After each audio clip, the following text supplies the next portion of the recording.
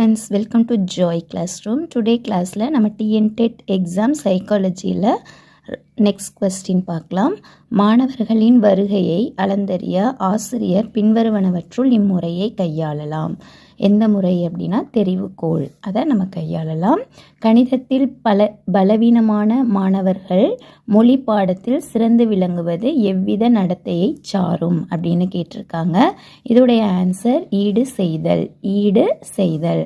மாணவர் தனது சொந்த பிரச்சனையுடன் உங்களை அணுகினால் உங்களின் அடிப்படை செயல்பாடு எதுவாக இருக்கும் அப்படின்னு கேட்டிருக்காங்க.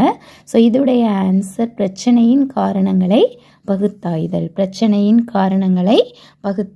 அப்படின்னு நம்ம சொல்லலாம். பின்வரும் பெயர்களில் எவர் அணுகுபவர் மைய அறிவுரை பகிர்தலை முன்னிறுத்தியவர் அப்படின்னு கேட்டிருக்காங்க. ஸோ இதோடைய ஆன்சர் கார்ல் ரோகர்ஸ் அப்படின்னு நம்ம சொல்லலாம். Carl Rogers. கல்வி அடைவை மேம்படுத்தும் செயல்பாட்டினை பின்வருவனவற்றுள் எந்த முறையின் கீழ் வகைப்படுத்தலாம் அப்படின்னு கேட்டிருக்காங்க. இதோடைய ஆன்சர் சோதனை முறை. கல்வியில் உளவியல் நடத்தையை அறிவியல் பூர்வமாக விளக்குவது எது அப்படின்னு கேட்டிருக்காங்க. கற்பிப்போர் மற்றும் கற்போர் அப்படின்னு சொல்லலாம். தனியார் மனித உறவு முறைகள் பற்றிய உளவியல் பிரிவு. இதோடைய ஆன்சர் சமூக உளவியல் அப்படின்னு நம்ம சொல்லலாம். சமூக உளவியல். தொகுத்தறிதல் முறையின் அடிப்படை வளர்ச்சி